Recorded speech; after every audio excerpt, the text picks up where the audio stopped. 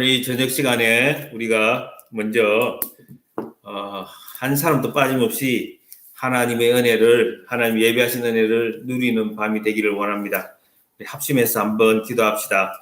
참 하나님 앞에 우리가 간절하게 나아가야 하겠습니다. 하나님은 영이시니 예배하는 자는 영과 진리로 나아가야 합니다.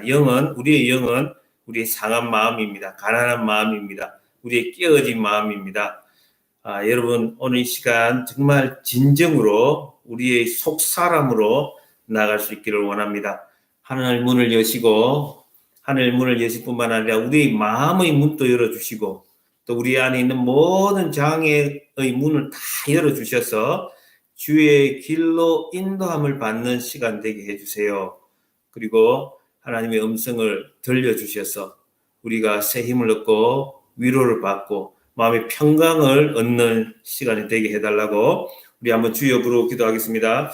주여 하나님 아버지 은혜 감사합니다. 오늘 또 하나님께서 우리를 기억하사 하나님 예배의 자리로, 기도의 자리로, 찬양의 자리로 인도해 주시니 감사합니다.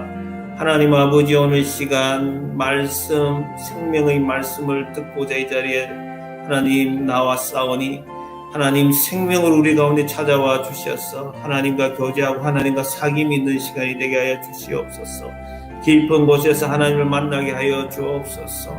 주여 우리의 마음의 문을 열어 주옵소서. 하늘 문을 열어 주시옵소서.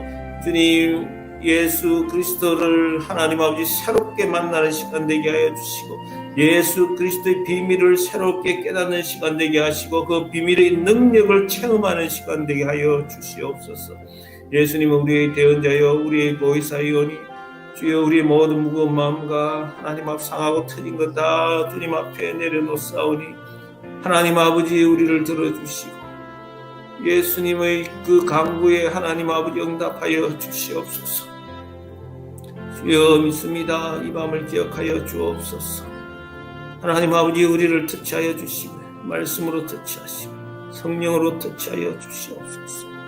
오 주여 하늘문이 열리는 시간이 되게 해주시고 부족한 이 종을 하나님 아버지 성령의 두루마기로 감싸 주시옵소서.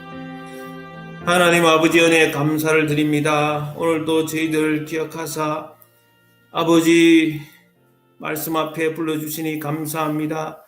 하늘문을 여시고 이 자리에 찾아와 주시옵소서. 우리의 상하고 가난하고 깨어지고 틀린 마음을 하나님 앞에 내려놓사오니 주여 말씀으로 성령으로 우리를 터치하여 주시고 예수님의 보혈로 우리를 깨끗게 하여 주시옵소서. 이 시간 성령 안에서 꿈을 꾸는 시간 되기를 원합니다. 하나님 아버지 위로와 힘을 얻는 시간 되게 하여 주시고 하나님 아버지 우리의 믿음이 더욱더 강건한 믿음이 굳세 믿음이 되도록 하나님 믿음의 믿음을 더하여 주시옵소서.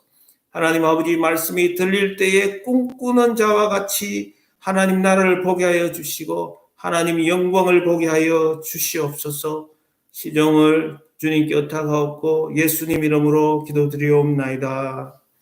아멘.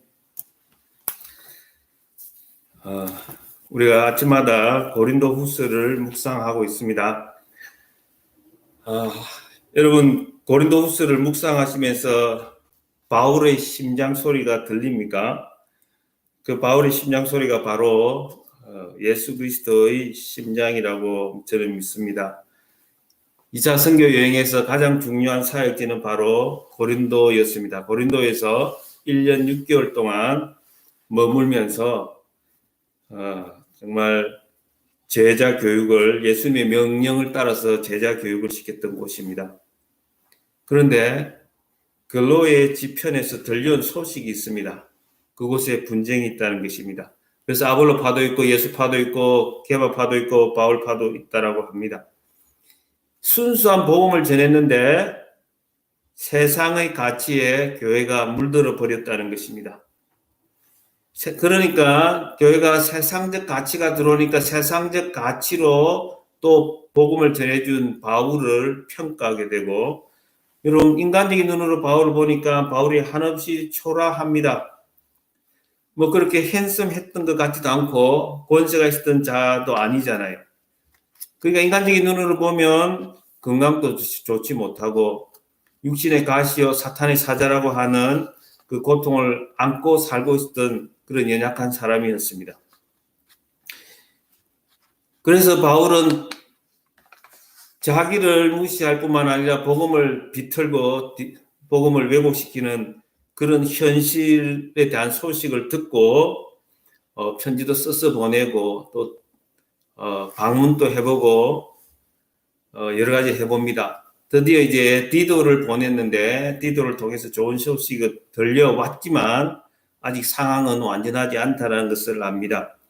그래서 편지를 통해서 정말 어떻게 고린도 교회와 화해를 시도하는가, 편지를 통해서 자신의 가장 약한 모습을 오히려 보여주면서 마치 예수 그리스도가 하나님이시면서 인간이 되어서 성육신에서 이 땅에 오셔서 하나님 능력을 드러냈던 것처럼 사도 바울은 오히려 자신이 정말 세상적으로 뭔가 보여줄 것이 있다라는 것을 말하는 것이 아니라 오히려 약하고 깨어지고 망가진 자신의 모습을 보여줍니다. 가슴으로 아픔을 토로하고 그러면서도 복음의 진술을 아주 절묘하게 그 속에 집어넣어서 복음의 비밀, 예수 그리스도의 비밀을 우리에게 전해주고 있습니다. 오늘 말씀은 이렇습니다. 예수를 믿으면 예수 안에 들어온다는 것입니다. 예수를 믿으면 예수를 믿는다는 것은 예수 안에 들어오는 것이다. 우리가 요한 1서를 통해서도 공부하고 있잖아요. 하나님은 빛이시고 하나님은 빛 가운데 거하시고 우리가 하나님을 믿는다, 하나님을 안다라는 것은 바로 하나님 속으로 들어와서 관계를 맺고 하나님과 사귀는 것이라고 했습니다. 자, 믿는 것과 아는 것은 바로 사귐입니다. 기독교는 뭐냐? 하나님과 교제하는 것이고 하나님을 체험하는 것이고 하나님을 체험적으로 알고 믿는 것입니다. 자, 새로운 피조물이라고 하는데 예수 안에 들어오면 새로운 피조물인데 어떻게 새로운 피조물이냐? 14절 보시면 그리스도의 사랑이 우리를 강건하시노도다 우리가 생각하건대 한 사람이 모든 사람을 대신하여 죽었은즉 모든 사람이 죽은 것이라. 자, 우리의 옛사람은 이제 죽었다는 것입니다. 또 모든 사람이 죽었다는 말은 예수가 죽음으로 모든 사람이 죽었다는 것은 내가 유기천이 죽었다는 것을 말하는 것입니다. 우리가 예수를 믿는다는 것은 바로 십자가에서 예수 그리스도와 연합하여서 나의 정과 욕심이 못 박혔다라는 것을 말하는 것입니다. 나는 옛자가 죽었고 나는 새 사람이다라는 것입니다. 자, 우리가 새 피조물이라는 것은 옛 사람이 죽고 새 사람이 살아났다는 건데 15절 보면은 우리가 살아났다는 사실을 이야기합니다. 15절 보시면 그가 모든 사람을 대신하여 죽으시면 살아있는 자들로 하여금 다시는 그들 자신을 위하여 살지 않고 오직 그들을 대신하여 죽었다가 다시 살아나신 이를 위하여 살게 하려 함이라. 자, 우리가 다시 살아났다는 것, 다시는 그들 대신하여 죽으시면 살아있는 자들로 하여금 다시는 그들 자신을 위하여 살지 않고 오직 그들을 대신하여 죽었다가 다시 살아나신 이를 위하여 살게 하려 함이라. 뿐만 아니라 우리가 다시 살아났을 뿐만 아니라 우리의 인생이 이제는 목적이 우리의 인생의 방향이 달라져야 한다는 것입니다. 지금까지는 우리 자신을 위해서 살았고 그랬지만은 이제 새 피조물이 되면 주를 위해서 나를 위해서 죽어주신 나를 위해서 살려주신 예수님을 위해서 살아야 한다는 것입니다. 그분이 우리의 주인이기 때문입니다. 여러분은 어떤 직장을 가지고 있고 어떤 직분을 가지고 있습니까? 회사원인 경우도 있고 또 자영업을 하시는 분도 있을 것입니다. 어떤 모양으로든 어떤 직업을 가지고 있기도 하고 또 전업주부로 일하기도 하고요. 그런데 무엇을 하더라도 우리는 세상적으로는 밥 벌어먹기 위해서 일한다.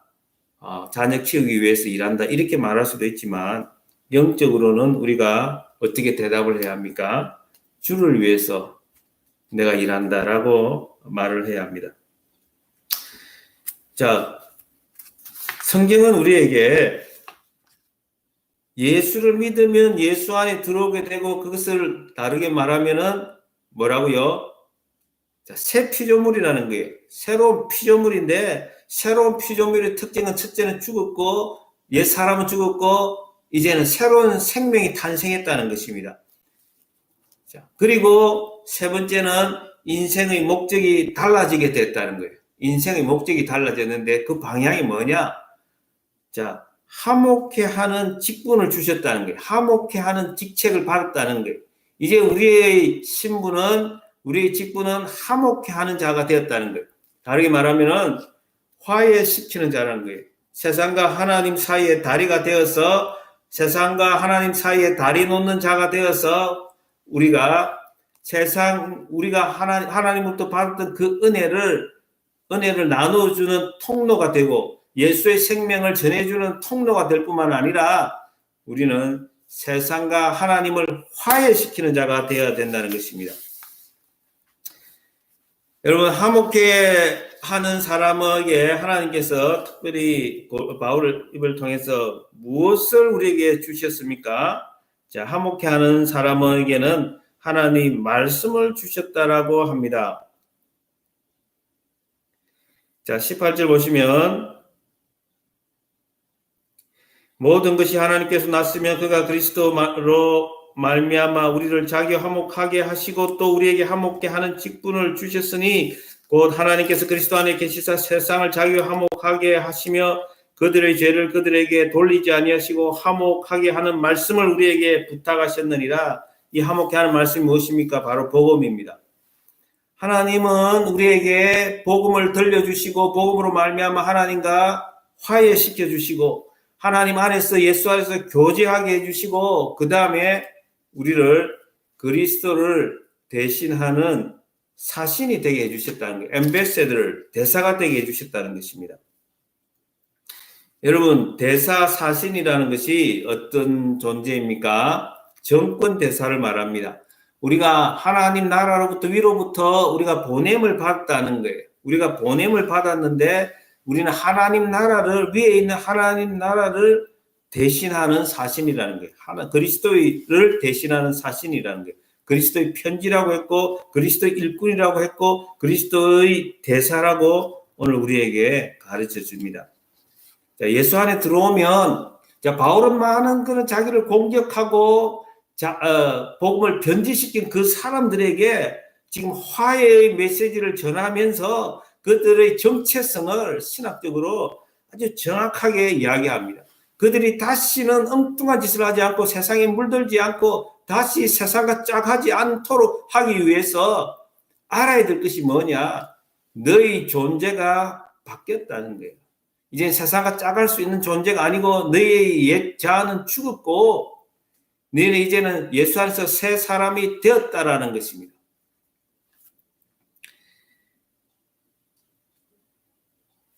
자, 더 나아가서 우리는 새 사람이 되었을 뿐만 아니라 하나님께서 이렇게 화목해 하는 직책을 주셨고, 화목해 하는 직책을 가진 사람은 복음을 받았다는 거예요. 복음을 받아 들고, 복음이라고 하는 메시지를 들고, 우리가 복음이라고 하는 메시지를 들고 있는 메신저리라는 거예요. 엠베세더, 대사라는 것입니다. 여러분, 얼마나 많은 사람들이 세상과 짝하고 살고 있습니까? 다 썩어질 것에 정신을 잃고 있습니다.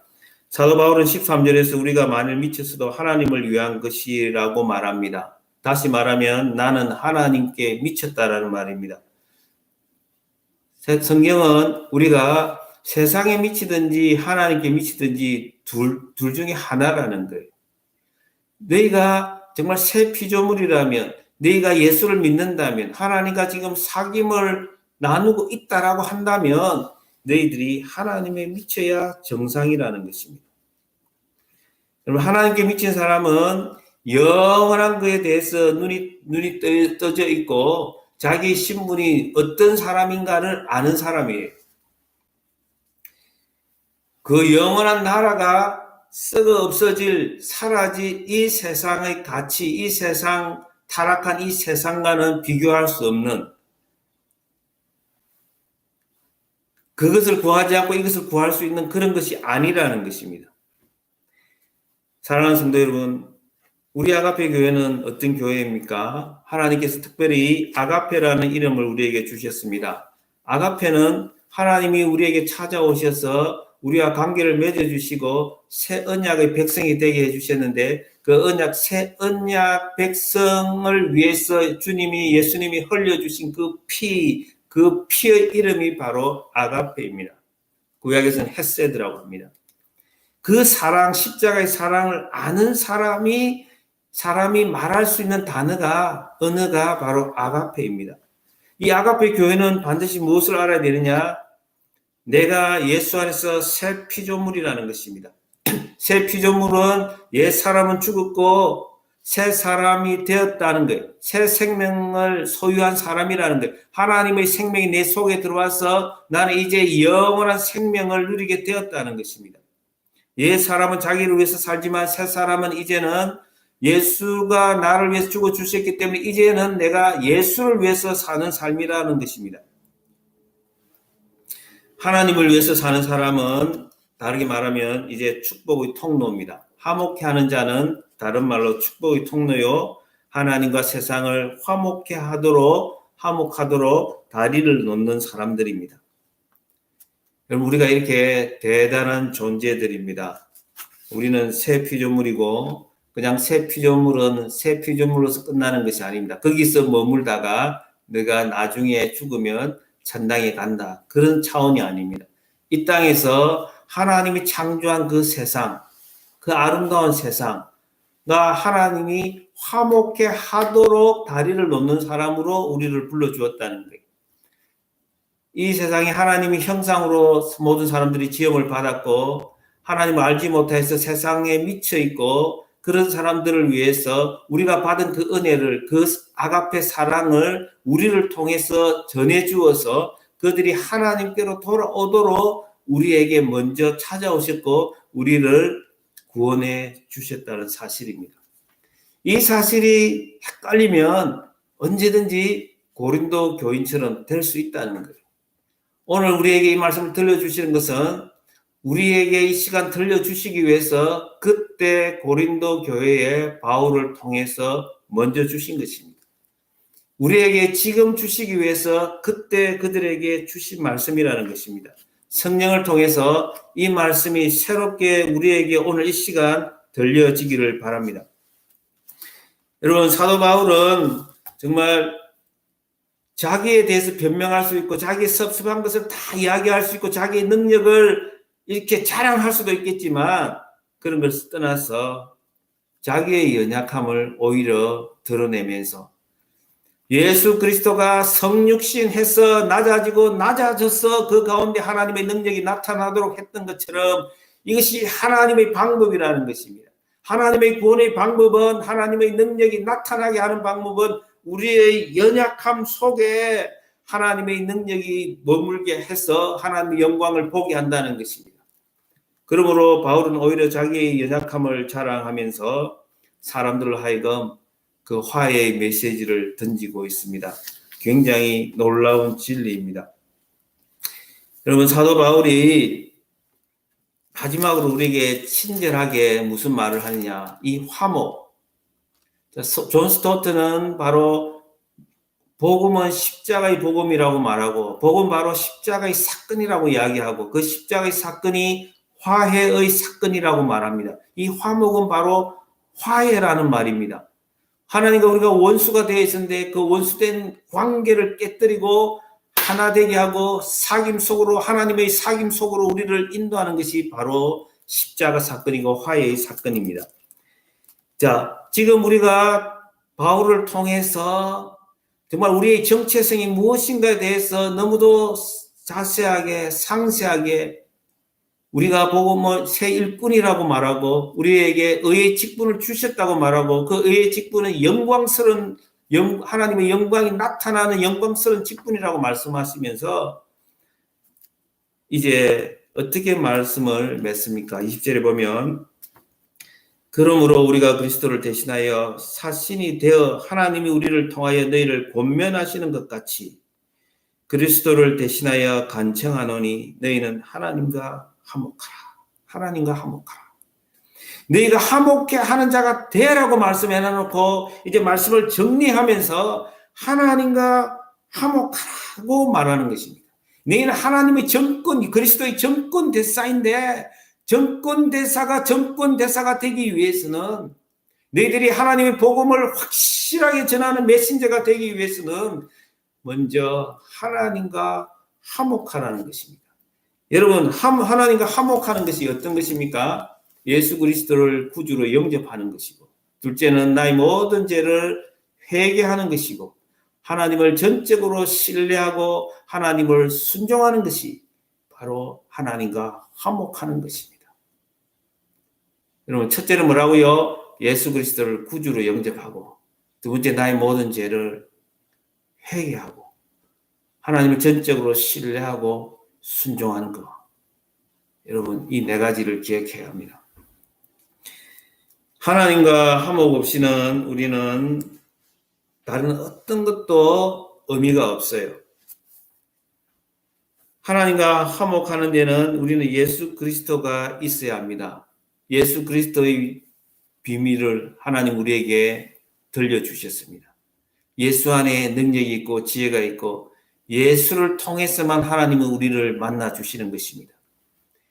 하나님은 우리에게 의의 직분을 허락해 주시고 우리에게 모세와 비교할 수 없는 옛 언약을 대표했던 모세하고도 비교할 수 없는 장차 사라지지도 않는 수군을 설 필요도 없는 그 영광을 우리에게 주셨다는 거예요. 왜요? 우리를 통해서 나타나도록 하셨다는 거예요.